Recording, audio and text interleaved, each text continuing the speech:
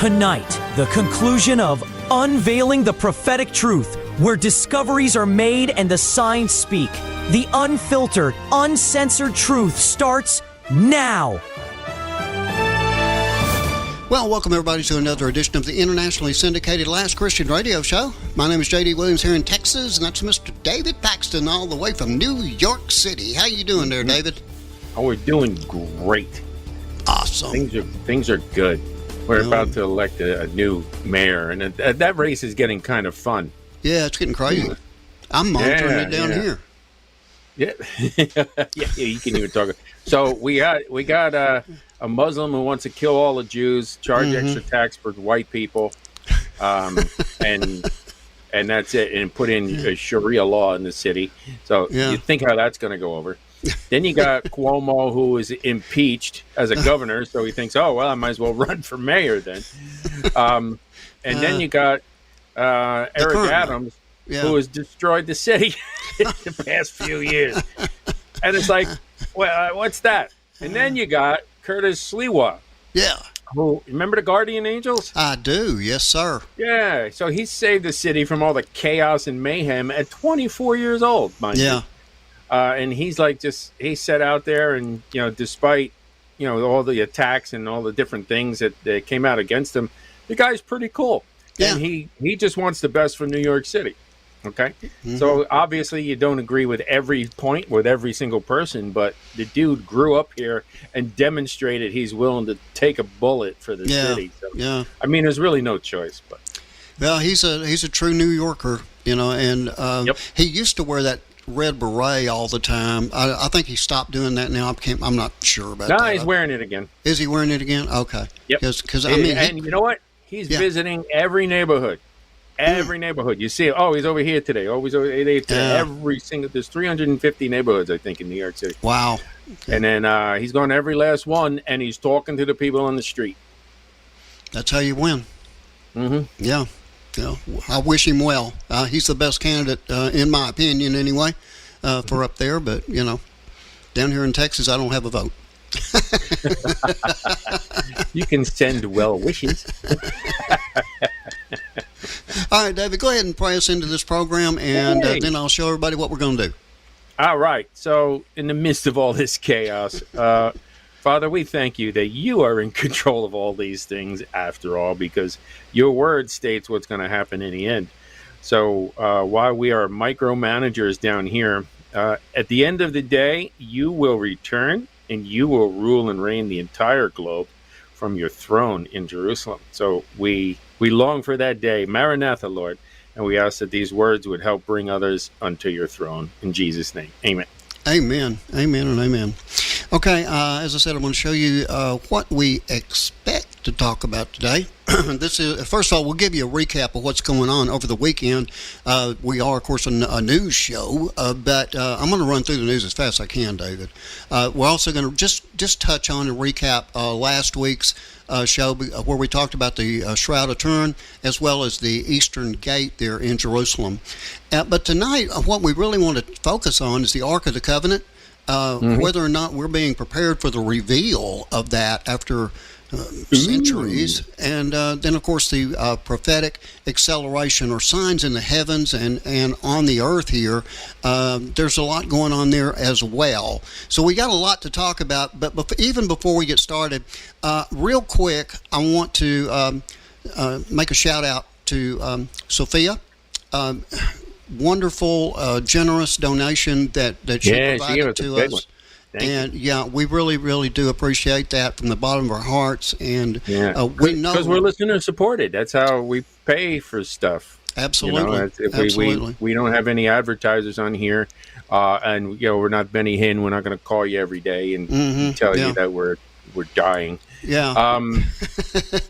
So you can go to lastchristian.net, and there you can do as Sophia did and just drop us a donation there. Or if you just want to buy some stuff and still support us, well, you can go to the Conservative Store, or you can go to Everyday Dose Coffee or Christian Book.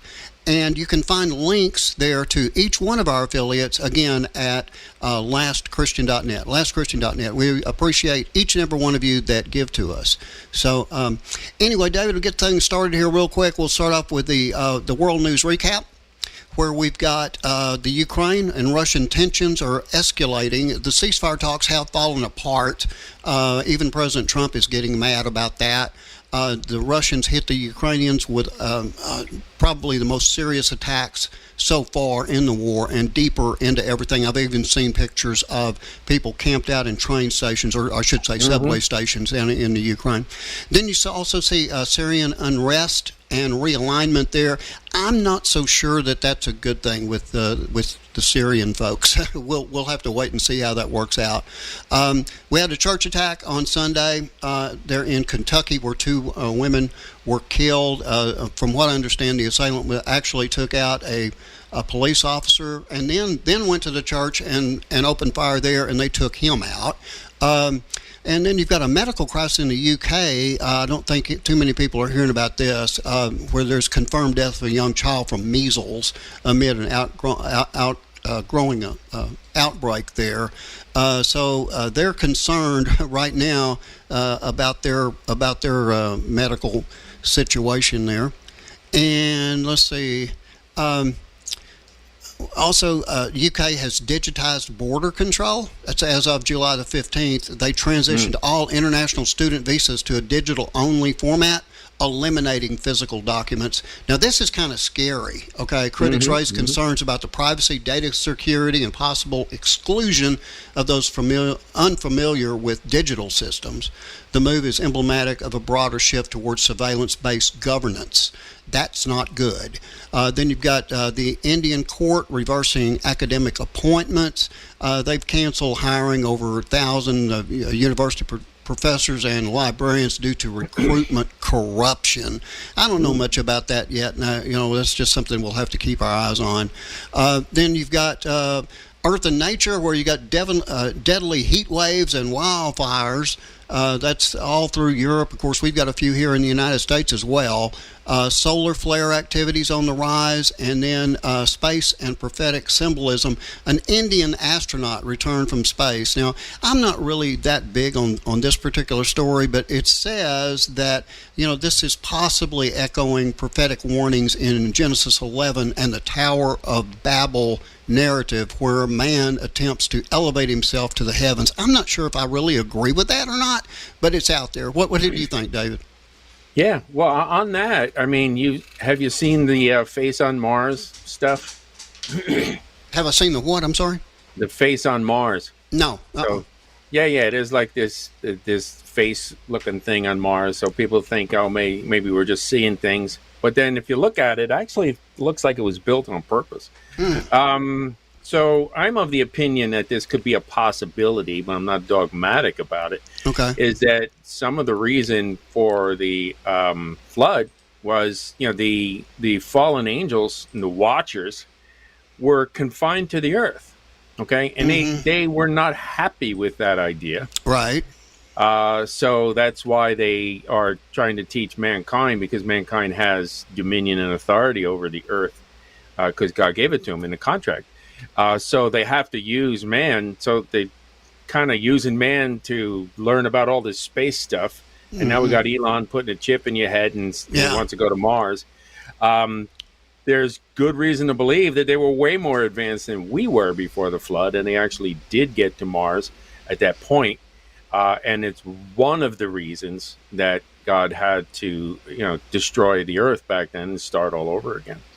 That's why he had to crack it up. That's why we see the asteroid belt between Mars and Jupiter, because of all the vibrations and everything that were sent out. So I wouldn't doubt it if we found out that, hey, actually people, were there, but probably they were Nephilim or fallen angels. Yeah. I wouldn't think it would have been actual human beings. I would have a hard time with that one, but. Yeah, but they had the technology, so it would at least have to have fallen angel technology. Yeah. And then, to tie all into that, the pyramids, it appears to be some kind of power station and not, built with with copper chisels, like they say, and men lifting these 15-ton rocks. Yeah, I mean, that's never been explained by science or anybody. Nobody has ever come up with a good explanation of that, because you got to build it from the ground up. It's not like they had these cranes picking up stuff and putting them up there. They had to physically. Well, I think they use sound technology to like anti-gravity, because if you make the vibrations, you can actually. You ever see things levitate? I have, yeah. As a matter of fact, I worked at a place one time, and we were on like the second floor, and somebody was bouncing their foot or something, and and I don't know if it's true or not, but somebody said, you better stop that, we get the vibrations, we'll fall, so it's like, okay, whatever. No, you can get levitating stuff now. They sell clocks that levitate and tell the time. It's pretty cool. So obviously you could do that with bigger rocks if you had the technology. But that's why God dumbed us down. He's like, all right, you guys are too smart. I got to dumb down your DNA. You got to live 80 years instead of 900, so you don't gain all this knowledge again. And it was for our own safety.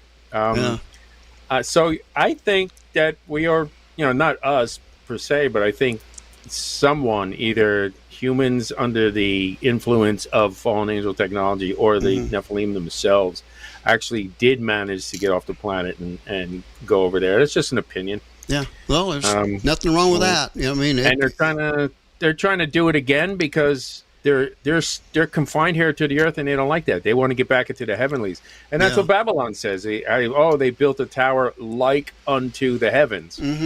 It doesn't say as tall as the heavens like it does in English. It says like unto the heavens. In other words, they built this because this was their portal to the heavens again. Yeah. That's what they were trying to do, and that's how God wiped that out. Yeah.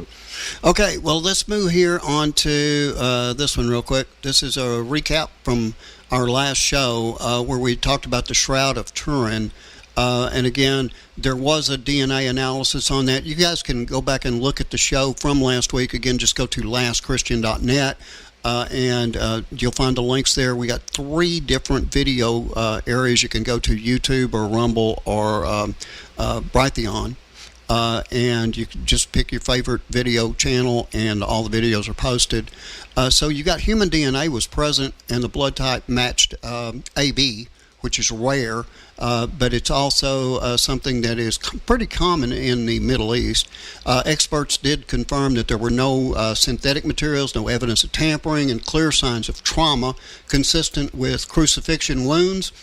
Small amounts of degraded male Y chromosome DNA were also found, pointing to a real man whose blood had soaked the cloth. And then while the contamination from centuries of handling it prevents scientists from building a full genetic profile, nothing in the DNA analysis disproves its authenticity. In fact, many argue it strengthens the case that it truly is a first-century burial cloth, and possibly the very one that wrapped the body of Jesus Christ. And again, we went over that in a lot of detail last week, so you guys might want to get back over there and take a look at that. The next thing that we talked about was the Eastern Gate, which is examining the sealed Eastern Gate of Jerusalem, long known as the Golden Gate and prophetically tied to the return of the Messiah. Buried in stone and silence for centuries, recent developments around the Temple Mount are raising eyebrows and spiritual awareness. Subtle seismic shifts, unexplained heat signatures, and hollow echoes behind the walls have sparked renewed attention, and not just from engineers, but from those watching biblical prophecy. Ezekiel foretold that this gate would remain shut until the king returns, and as tensions rise on the Temple Mount with increasing calls to rebuild the Third Temple and global pressure mounting on Israel's sovereignty, many believe this prophetic gate is once again drawing the eyes of heaven and earth. But clearly, something is stirring up there, and the message is pretty clear that the king is on the way. What do you have to say about all that, David? Yeah, he's definitely on the way. Everything is just quicker and quicker with the birth pains. I bring up all of these floods that we've had in the last couple of weeks. We've had 7, and now it's raining again down there in Texas. I saw a picture just butt in here for just a second. There was a movie posted yesterday, and they said this is not from last week. This is 2 hours ago, and it showed that same flow of water again over that same area. And of course, now in this particular case, all you've got is the rescue crews, and stuff, that are down there. So they got out of the way. They knew it was coming, but unfortunately, the first time around, it happened at 3:00 in the morning, and they didn't make it.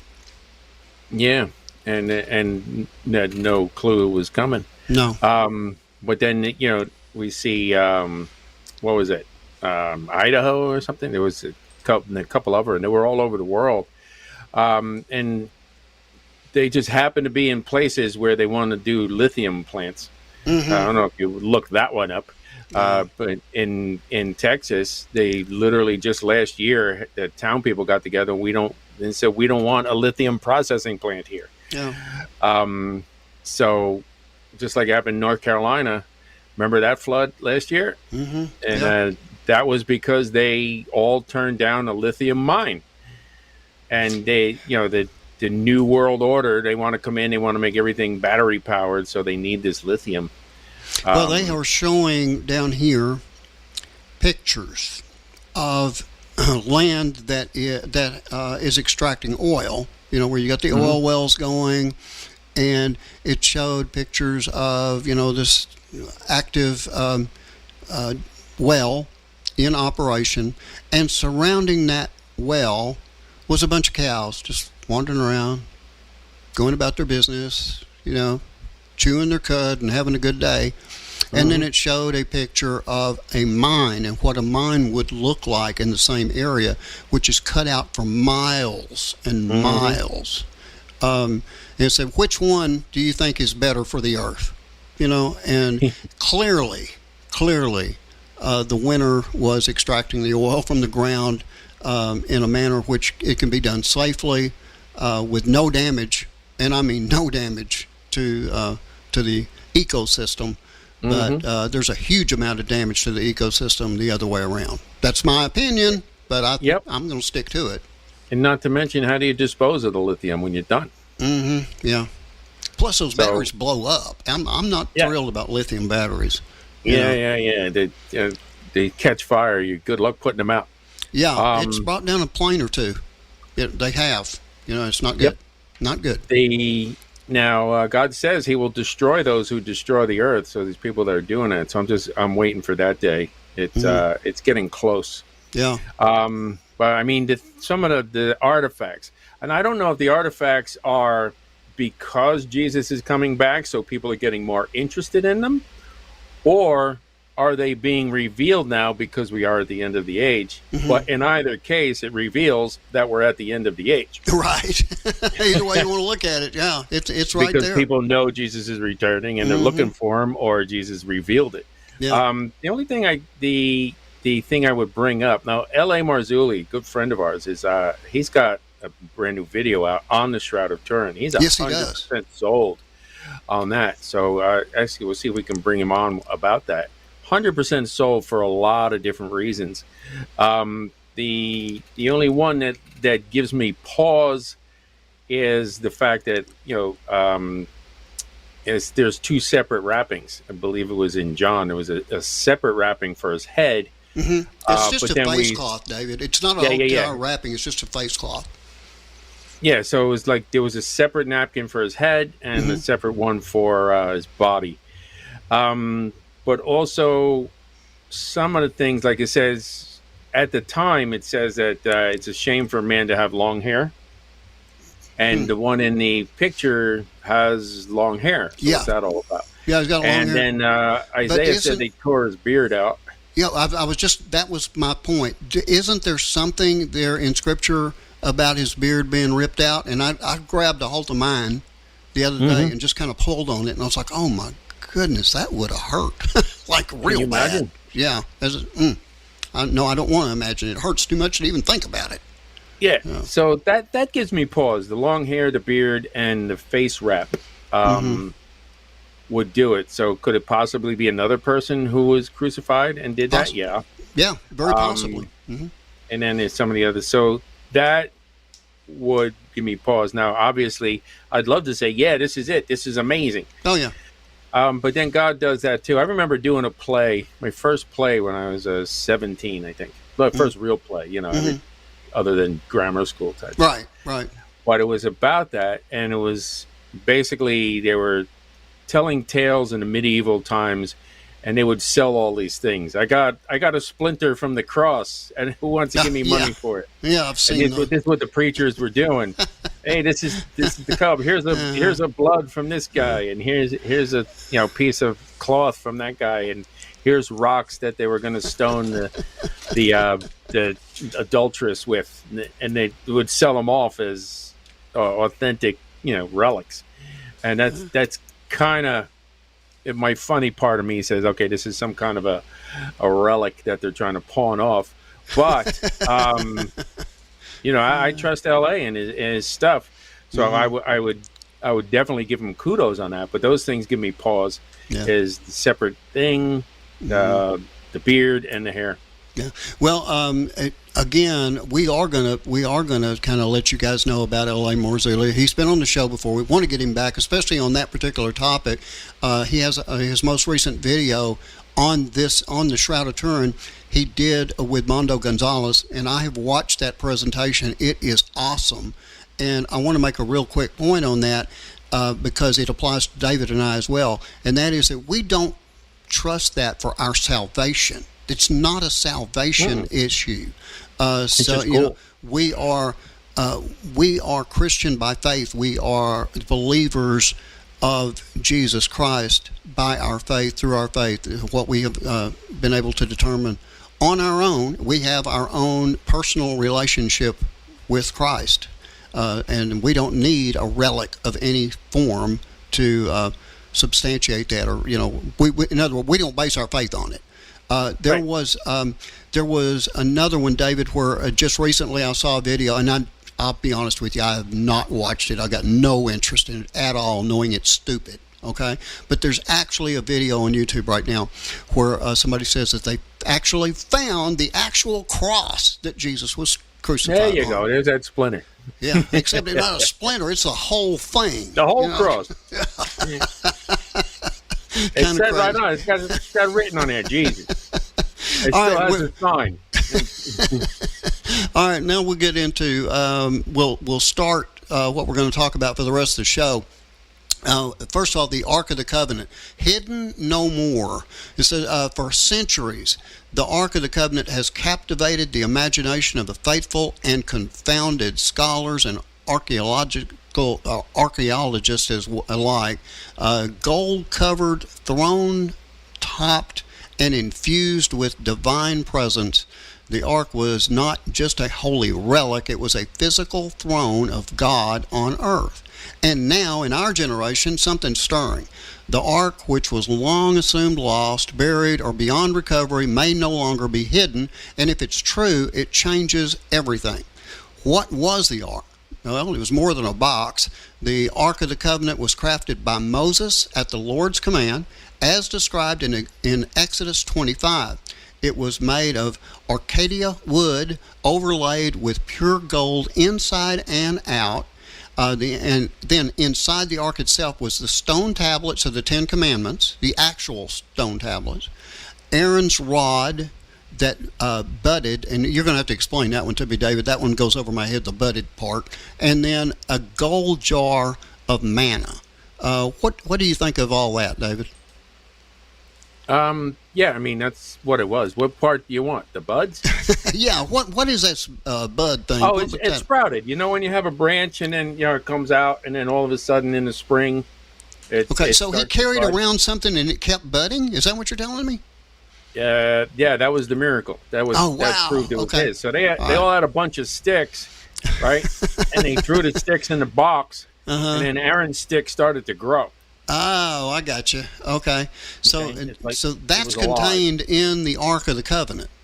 Yeah, that's cool. Yeah, and some manna's in there. Manna means what you call it. Okay, I just thought it meant bread. Oh, well, Nah, it literally means what you call it. Oh, okay. Because the reason I'm saying that is because going back to the when Israel got out of Egypt, and they got manna from heaven. That's what so I've always looked at it as a really sweet kind of bread or something, even though the Israelis, well, they call it angel's they got bread, upset at it at some point. The angel's bread, but that's like in the New Testament time that they said meat, but meat was any kind of food. It was the same thing back then. They said bread; it was just any kind of food. If I don't know, maybe like a fluffy wafer of some kind. Okay. Not like the ones you get in the Catholic Church, little discs and you stick out your tongue. Yeah. Right. Yeah, I always wondered what those little wafers were. I mean, I don't know. Yeah, I think there's styrofoam. But manna literally means "what's this?"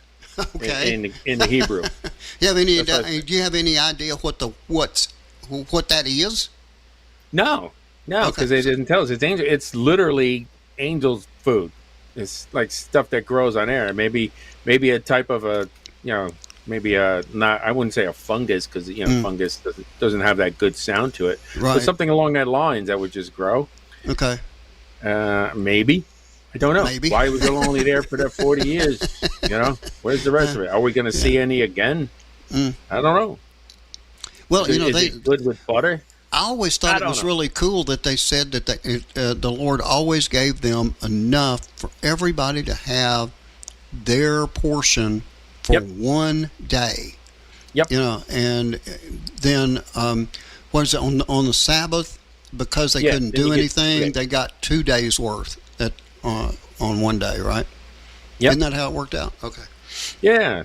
But if you saved any overnight, it went bad. Yeah. But it didn't go bad on the Sabbath. How does that work? Yeah. Well, God can do what He wants to do because this and us and everything is His creation. Yeah, He made it, so He could figure it out. Yeah, He gets to play by the rules on that. Okay. I mean, there's got to be some kind of explanation, but maybe. We can understand. But science isn't going to spend a millisecond trying on that one. I guarantee you that. David, now we are going to go deep into the discussion here about the ark because there's a lot of information and a lot of it is brand new. And I think people are going to be surprised at what we are going to talk about in the second half of the show. But that's got to wait for the second half of the show. So you wanted to go ahead and take us out of this one with whatever you want to say. Okay, so manna, arks, Turin, doesn't matter. The point is, Jesus died for you. He paid off all of your sins, your whole sin debt. You had a legal agreement with the devil. Shame on you, I guess. But we all did, so don't feel bad. Right. The main crux of it is that Jesus paid that off so you can be with Him for eternity. That's how much He loved you. And He suffered death to do that, to get you. So we're going to talk more about that in the second half, and Lord willing, we'll see you guys then. Bye. Are you ready to deepen your walk with Jesus? Join Norman Smith on Run with Horses, the weekly radio show dedicated to helping you follow Jesus well. In Jeremiah 12:5, God challenges us to pick up the pace and prepare to run with horses. Jesus calls us to take up our cross and follow Him. The journey is tough, but always worth it. Tune in every Saturday evening at 7:30 p.m. Eastern, 6:30 p.m. Central on revelationradio.net for an all-new edition of Run with Horses. Explore topics like biblical discipleship, healthy marriage, and building a godly family. Don't miss Run with Horses every Saturday evening at 7:30 p.m. Eastern, 6:30 p.m. Central, right here on KRRB, revelationradio.net. For more information or to listen to past broadcasts, be sure to visit runwithhorses.net.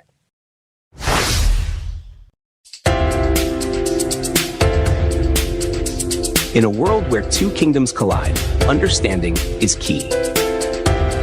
Join us every Wednesday morning at 10 a.m. Eastern, 9 a.m. Central for the C2K Report with hosts Rick Hidalgo and Randy Conway. Discover how to establish your house as an embassy of Christ and navigate the clash of two kingdoms. Learn practical steps towards self-governance, from authentication to setting up your house, and access a wealth of resources in our document library at c2kreport.com. Empower yourself with knowledge and take control of your spiritual and earthly journey. And don't forget to check out shopyourfarm.com, a virtual farmers market connecting you with quality, faith-based products and services. For more information about the C2K Report, be sure to visit c2kreport.com and shopyourfarm.com.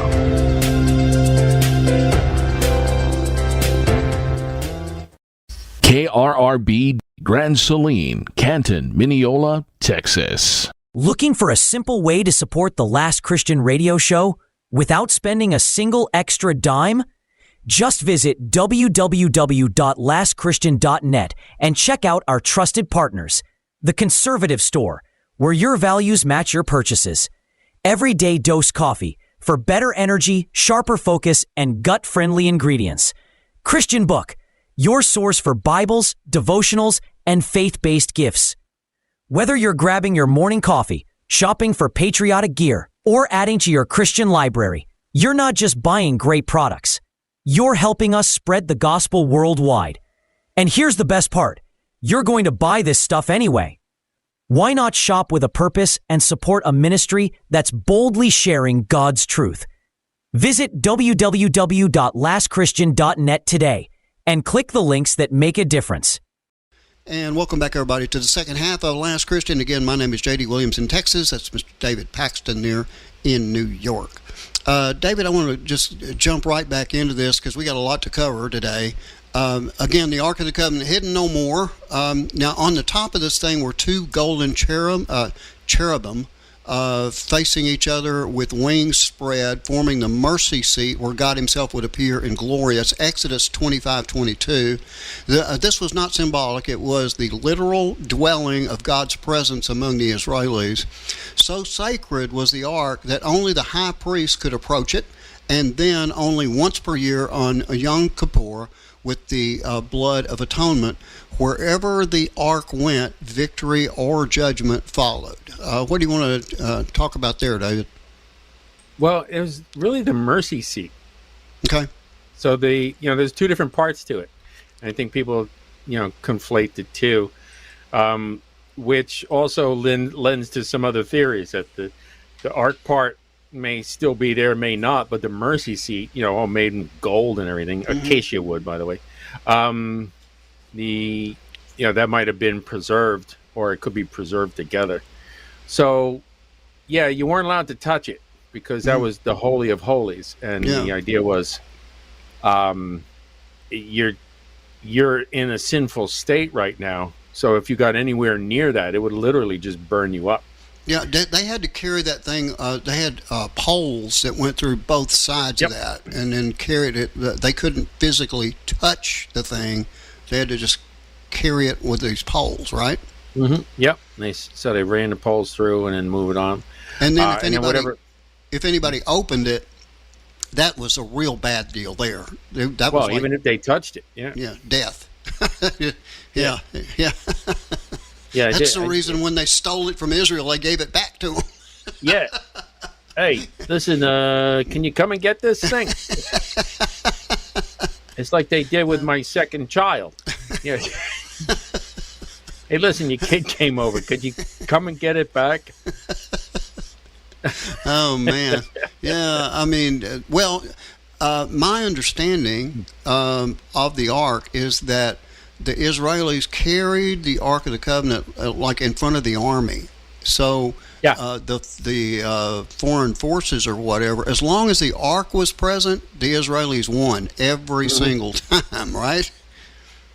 Yeah, and then the singers went out, the Ark went out. It's basically the presence of the Lord, which would be in everything. So that'd be really powerful. So that's why people want it. Those nefarious purposes, like Raiders of the Lost Ark. Yeah. They wanted it because they thought it was going to give them all the power and like the spear of destiny. Hitler was looking for that. It's like, what are you going to do with it? I think Hitler was really into the he was into the occult. I'll put it that way. Yeah. And not for nothing, what they have is real. It's just they're on the evil side of it. Mm-hmm. So the Ark is real, Question is, what are you trying to do with that power? Yeah. Which is why God has to hide all this stuff, because that's what people want to do.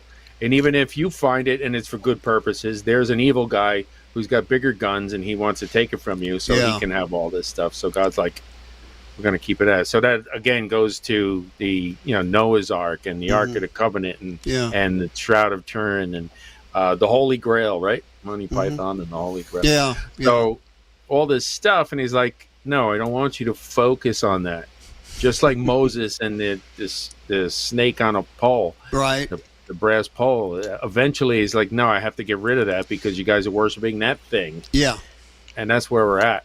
But again, it was built Moses' instruction, overlaid with gold, and it got the 10 Commandments in there. That'd be cool to see those. Yeah. Some of the extra biblical writings say it was actually an emerald stone, so that's interesting. It's not just a rock like we see, in the movies. It was actually an emerald stone, and it was etched with God's finger. So that's got to be cool looking if it is. Yeah. Yeah. I'm thinking once we actually have our glorified bodies and stuff, we'll probably be able to look in the Ark of the Covenant and all that kind of good stuff. Yeah, and then some even surmise. Oh well, yeah, that's because it'll be looking in the past and say, hey, look what he did. Check it out. Yeah. And we'll have our glorified bodies, like you said. Yeah. There are some that surmise because of the language that it's actually 3D. You know when you go to the mall and they take a picture and they make that 3D cube of your picture? Yeah. Right. So it's kind of like that, where it's written in 3D. So as you turn it, it has all the commandments written in it. Oh, wow. Yeah, that would be cool to see. That would be cool. I don't know how much water that holds, but that'd be cool if it was inside an emerald. You got this giant pure emerald stone, and it's a holograph inside of the I got a feeling it's going to be really cool. Yeah, it might even be way better than that. Yeah, probably so. All right, look at this here. There are whispered discoveries in coded language out of Jerusalem are fueling renewed belief that the Ark of the Covenant may be known or soon revealed. You got rabbinical groups and temple researchers are speaking more boldly about the sacred furnishings being ready for use. Mentions of unseen artifacts being prepared during Temple Mount readiness conversations are intensifying. Rumors connect these developments with third temple preparations, which must be complete before the midpoint of the tribulation. Tie this to Revelation 11:19, where John sees the ark in heaven. Could this be a possible mirror of an earthly discovery? The revealing of the ark could spark war, worship, or both. And I'm just going to go ahead and roll on through here real quick. Where is it? There's theories and possibilities that many theorists exist under the Temple Mount. Some rabbis claim it was hidden in a chamber before the Babylonian invasion. In Ethiopia, where it's guarded by priests claiming a Solomonic lineage. In the Vatican vaults, taken secretly during ancient wars, or near Qumran. I don't know how to say that. Qumran. Hidden alongside the Dead Sea Scrolls. Then you've got new ground radar and scanning technology. This has not been disclosed publicly. It's reported yielded anomalous results beneath the old city site. Some claim secret excavations are already taking place beneath the heavily militarized area there. Do you have any comment on that one, David? On the new ones? No, the ground scanning stuff? I know about, we got Ron Wyatt, who says it's under, I'm going to get to him in a minute. So okay. We got that. We got it's under Solomon's temple. Mm-hmm. So the priests hid it in the chamber under the Temple Mount before the Babylonian invasion. Mm-hmm. Some people think that Babylon actually got it and then melted it down. Remember Belshazzar and along those lines. Mm-hmm. And then obviously one of the big ones is it was taken to Ethiopia. Yeah. Mm-hmm. And the cave of Jeremiah? You got that one on there? Mount Nebo. I know I've got something on Jeremiah. I'm not sure if that was it though. Go ahead. And tell us Mount about Nebo. Okay. But that's out of Maccabees. So there's so Jeremiah hid it in a cave. So they got the cave of Jeremiah. We've already talked about Qumran and the Dead Sea Scrolls. So that there's a handful of things. I am not familiar with the ground scanning radar, ground penetrating scanning. Yeah, that. Yeah, it's new. LiDAR. From what I was able to see, it is new information, and any information like that. Full disclosure, any information a lot like that, we can't verify it.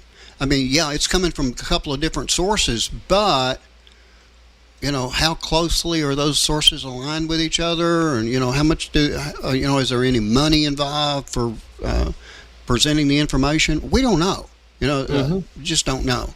So I'm careful with that kind of stuff. Well, we do have other writings like Baruch. We already talked about Maccabees, but like in Second Baruch, Baruch is told by God not to worry about the temple's destruction because he'll preserve all the sacred vessels until the end times. Yeah. And Baruch has actually been pretty on point with a lot of things. Okay. So maybe it's not canon, but it could possibly definitely be good prophecy. I mean, like a lot of things. Yeah. So until the end times, that's my key. Okay, so he's going to bring it back out again. So what is that end time? Is that after Jesus returns and he's like, hey, I need my seat? Or is it sometime before that? So Second Esdras describes the temple that's coming up. And all the lost sacred items will be restored. So you got that. Then you got the Mishnah, all the stuff the rabbis think. So we think this, but good for you. Yeah. So they got a secret temple, and that's where King Josiah was, and he hid the ark over there. The Talmud, it was stored in the whole, there was no longer a Holy of Holies, so they just made like a stone slab. The Midrash, it was taken into exile, so it was taken away. So you got a bunch of different theories. Yeah, yeah. And that's what they are. They're theories, they're speculation, there's, I guess, wild guesses. I don't know. But, all right, let's look at this one here. We've got some new information here. Temple advocates claim it's already located. Prominent Temple Institute figures in Jerusalem no longer speak of searching for the ark. Their language now suggests it's in our hands, it has been kept safe, and it will be revealed at the appointed time. Now, this change hints that some in religious leadership know the location and are waiting for a prophetic moment. And so you've got underground structures have detected beneath the Temple Mount. Now, again, this is using the ground penetrating radar, or GPR, and seismic imaging have reportedly revealed underground chambers or cavities beneath the Temple Mount. These anomalies line up with the ancient description of hidden passageways, possibly used to store sacred items like the Ark. And I watched a program not too long ago with Eric Stackelbeck, and he was actually there underneath the Temple Mount, or however they get there, and there's a wall. And the Jewish individual that was with him said that we can't knock this wall down. They won't let us do it, but we think the Ark of the Covenant's right there. So anyway, now that's just one guy. I don't know how closely he is with all the big head honchos and that would know, but anyway, he seemed pretty confident about it, so I'll just leave it at that. What do you think? I mean, I'm game for examining all of them. And you know what? I don't dismiss anything until I find a reason to dismiss it. But I don't automatically accept it either. Right. It says, hey, that's an interesting theory, and I think we all need to be in that place where we're like, hey, let's just take a look at it, as opposed to arguing about, oh, it can't be there. They're blah. Well, look at it. If you find something is viable, then we can all say, hey, no, I mean, it's clear that it says this, so it couldn't possibly be there. Let's do it together. In a logical process of elimination. Well, I'm gonna go back to something I meant to talk about last week with the Eastgate. They were talking about how attempts have been made to knock this thing down before. Yep. At one time, the Jews wanted to do it, just open it back up. But the one that really caught my attention was the time that the Muslims wanted wanted to do it. And on the very day that they were going to do that, I believe it was the 67 war happened, and they weren't able to do it. And nobody's messed with it since. Anyway, I just wanted to get that in there real quick because I failed to last time. Okay, looking at this one here. You got modern clues and sudden boldness. In recent years, there's been a dramatic shift in tone as temple organizers in Jerusalem now openly reinforce the Ark or reference the Ark during Temple Mount briefings. Some leaders claim it's safe, known, and awaiting the right time. Jewish priests in training are being prepared to use it as part of a temple worship restoration. In 2024, you got subtle language changes in Hebrew rabbinical circles, began referring to sacred furnishings already prepared. Statements many believe includes the Ark. And there's the growing confidence among some involved in temple preparation. As one rabbi stated, we have everything needed to resume service today, including what has been kept hidden since the time of the prophets. Now, that's a pretty significant clue, wouldn't you think? And, it's not just one of them. That's like the fourth or fifth different person from different aspects. Guys that are digging on the ground, and here's a rabbi, and then the guys, all these different people are saying, we kind of got everything already, and and I wouldn't doubt them. They're waiting for punch-in time. You remember when Bugs Bunny and then the dog was there, and they'd punch in with the coyote. Morning, George. Morning, Ralph. I remember that. They're just waiting for punch-in time. It's very possible. It's very possible.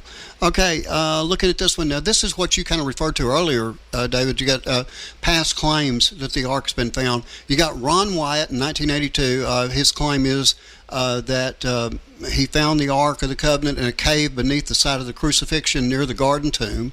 Then you got that Ethiopian Orthodox Church in Axum, Ethiopia. The Ark resides in St. Mary of Zion Cathedral in Axum and has been guarded by a single appointed monk. Then you got the Levitical Priest and Temple Institute that's in Jerusalem. They claim some modern Jewish sources believe the Ark is hidden beneath the Temple Mount, awaiting the rebuilding of the Third Temple. Then you got the Mount Nebo in Jordan, based on 2 Maccabees. That's chapter 2, verses 4 through 8. Some claim that the prophet Jeremiah hid the Ark in a cave on Mount Nebo. And you got the Vatican vault theory.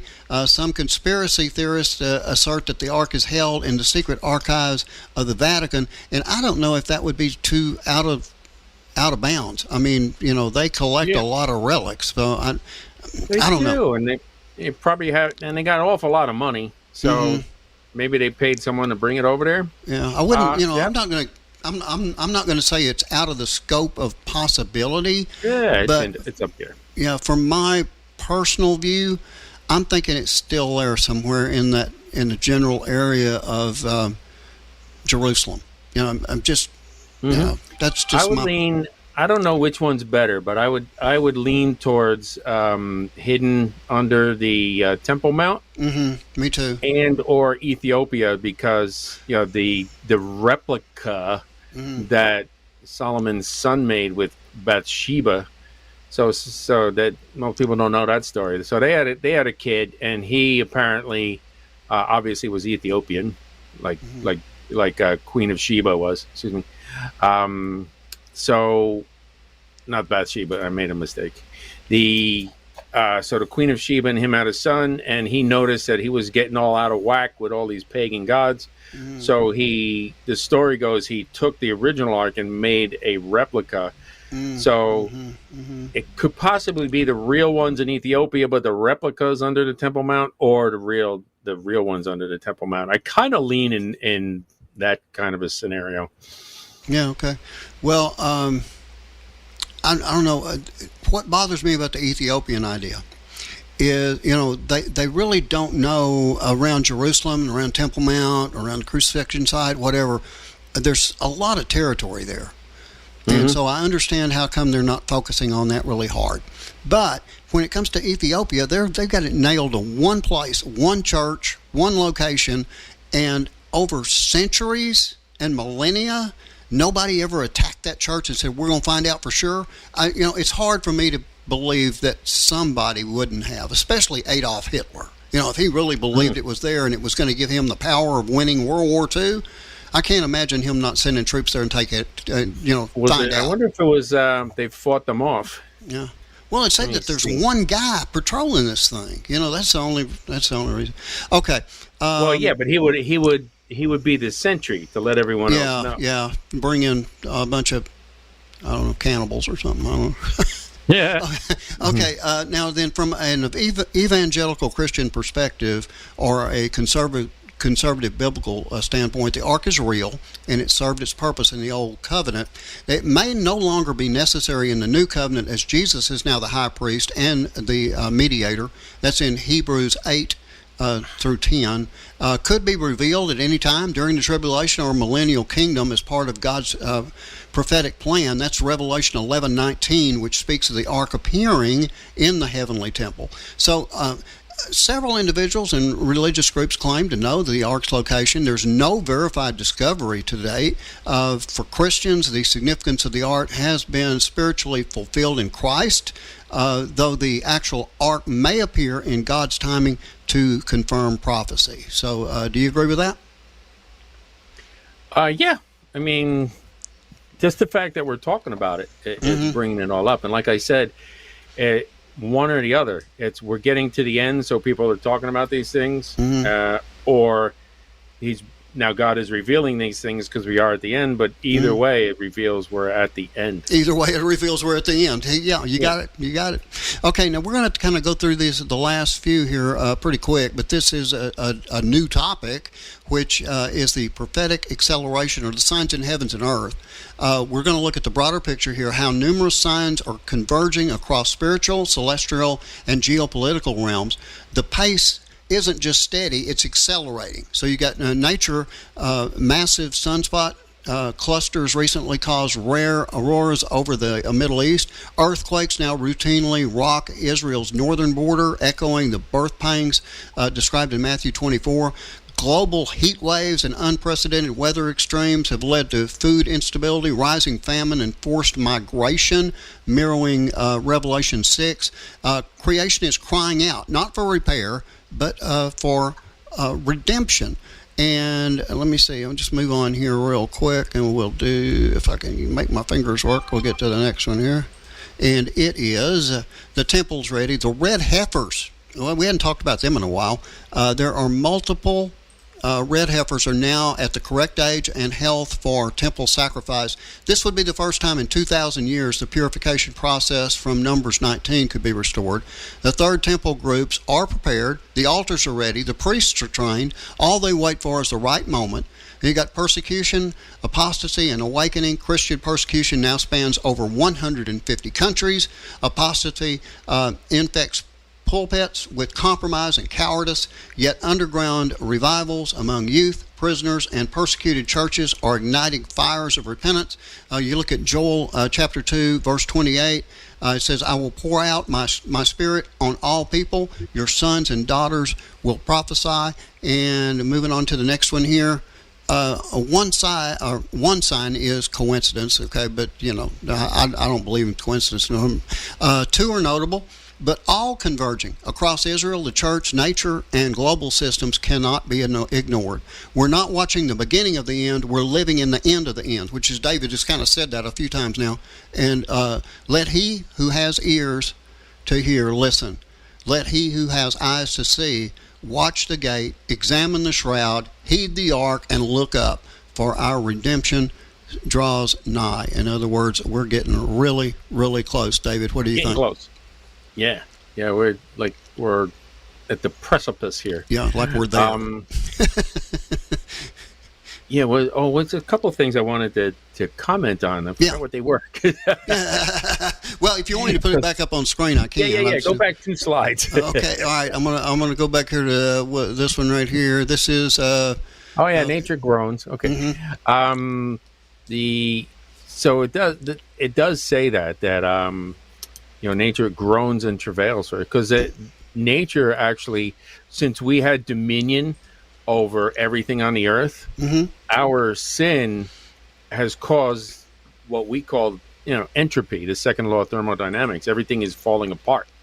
Right. That's because of our sin, and it there's so many things tied to it, but we're just not in tune with Jesus anymore. So our vibrations are getting smaller and smaller, and we're losing that energy. When he comes back, he's going to revamp everything with his energy, and he's going to, again, destroy those who destroy the earth. He's going to put it all back into place. People will live right through the millennium. That whole 1,000 years will go right back through it. So it's going to be an amazing time. And I kind of hope the birth pains go faster and faster and faster, so we can hurry up and have this baby. I wanted to point out on this particular slide that they said that there's multiple pure red heifers. Now, they practiced on one of them, right? Yes, that was what I was going to bring up. Is they just did one. I don't believe it was in Israel either. It was in another location, but the it was in Israel, but away from where they're actually going to do it. Oh, okay. I thought it was outside Israel, but I'm definitely wrong on that. Okay. But yeah, apparently this one they found at least 3 black hairs, so they're like, well, yeah. Let's practice. Yeah. And I think there's 2 left, right, that are still qualify, and they only need 1. Now, also, there were some people that I was watching a conversation on one of the things, and they said, it's not right. It doesn't matter. They can have 20 of them. It doesn't matter because they're not from Israel. And if they're not from Israel, it doesn't count. Now, I didn't do it. I came about that close. Show me in the Bible where it says that. That's what I don't think it says it in the Bible, does it? No. It says 1 red heifer. Yeah. So it doesn't matter if it came from Texas or not, and that's where they're from. I'm not just saying that just to be saying it, but they're actually...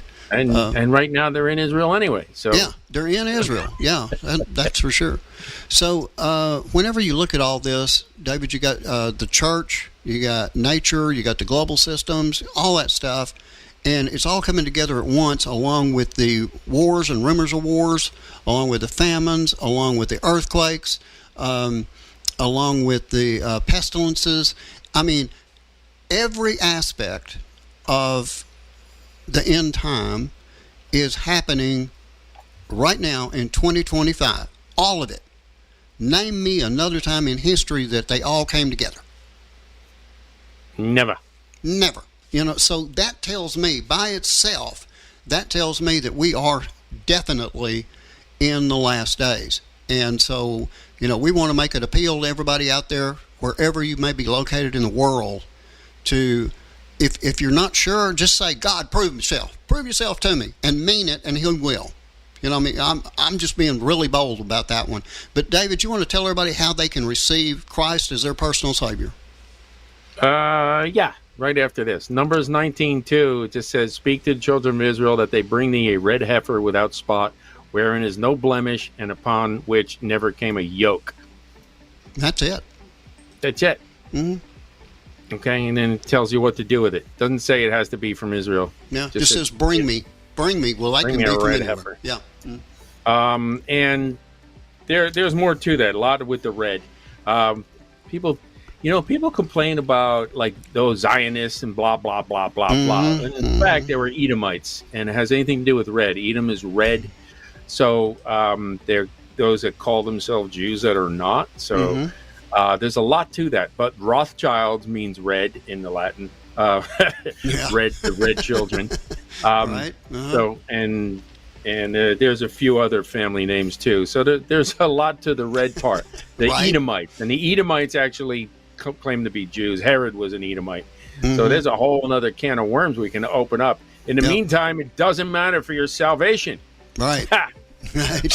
What does matter is that you recognize that you are a sinner, and that you believe that Jesus came and died for you, and then you accept that contract by speaking it out loud. So, Lord willing, we'll see you guys next time. You have a blessed day. Looking for a simple way to support the Last Christian Radio Show without spending a single extra dime? Just visit www.lastchristian.net and check out our trusted partners. The Conservative Store, where your values match your purchases. Everyday Dose Coffee, for better energy, sharper focus, and gut-friendly ingredients. Christian Book, your source for Bibles, devotionals, and faith-based gifts. Whether you're grabbing your morning coffee, shopping for patriotic gear, or adding to your Christian library, you're not just buying great products. You're helping us spread the gospel worldwide. And here's the best part. You're going to buy this stuff anyway. Why not shop with a purpose and support a ministry that's boldly sharing God's truth? Visit www.lastchristian.net today and click the links that make a difference.